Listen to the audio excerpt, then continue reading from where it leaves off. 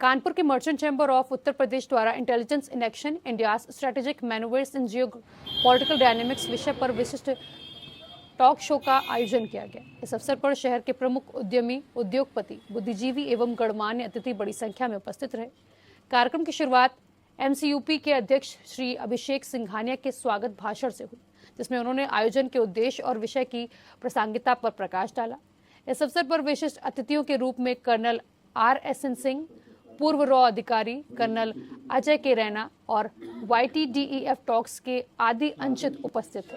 वक्ताओं ने भारत की बदलती वैश्विक भूमिका, सामरिक तैयारियों और गुप्तचर क्षमताओं पर प्रकाश डाला। वहीं वक्ताओं ने कहा कि वर्तमान वैश्विक परिदृश्य तीव्र गति से बदल रहा है, जिसमें भारत की भूमिका निर्णायक होती जा रही है। उन्होंने बताया कि भारत ने अपनी खुफिया प्रणाली को अधिक सक्रिय, समन्वित और तकनीकी रूप से उन्नत बनाया है, जिससे संभावित सुरक्षा खतरों का समय रहते आकलन और निवारण संभव हो पाया है।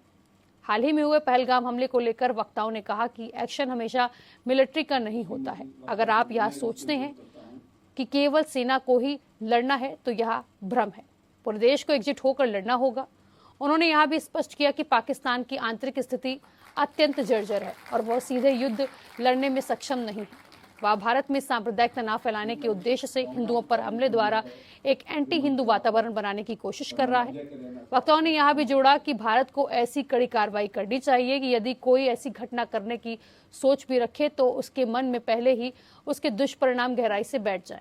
उन्होंने यह भी कहा कि भारत बहुआयामी दृष्टिकोण के साथ कठोर किंतु संतुलित नीतियां अपनाकर न केवल सीमाओं की सुरक्षा कर रहा है, बल्कि आंतरिक स्थिरता बनाए रखने में भी सफलता प्राप्त कर रहा है।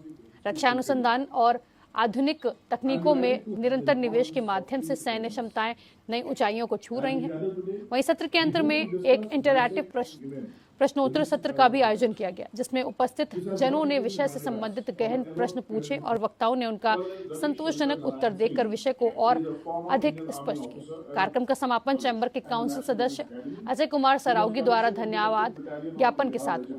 उन्होंने सभी विशिष्ट अतिथियों, वक्ताओं, आयोजकों तथा उपस्थित जनों के प्रति आभार व्यक्त करते हुए कहा कि ऐसे आयोजन मर्चेंट चैम्बर की स्मारक चेतना और निरंतर सीखने की परंपरा को सुदृढ़ करते हैं। इस अवसर पर doctor IMA Rohatgi, BK Lohati, Varsha Singhania, Mukut Tandon, Anil Agarwal, विजय पांडे, आशीष चौहान, स्वतंत्र सिंह, तरुण गुर्ग, सुशील शर्मा सहित अन्य गणमान्य व्यक्ति भी मौजूद रहे। has become a go-to platform for deep insights into geopolitics and national security, especially for those keen on. जी, मैं एक YouTube चैनल चलाता हूँ जिसका नाम है डेव टॉक्स बाय आदि।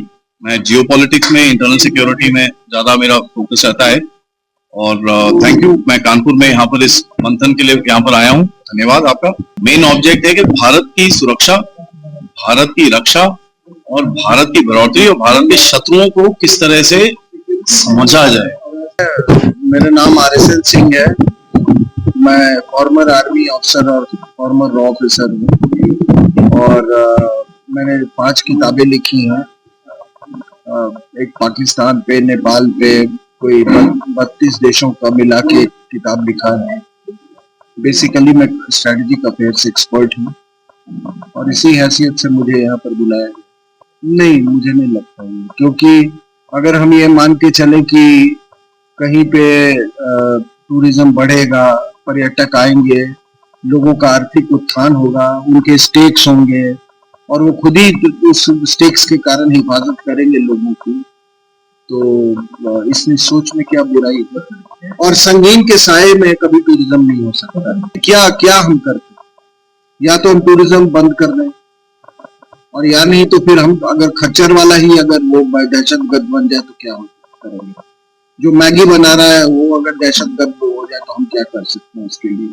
ये आप कह सकते हैं कि इतना भरोसा साइड नहीं, बिल्कुल है। आपको केवल जिहादियों को ही खदेड़ के नहीं मानना है।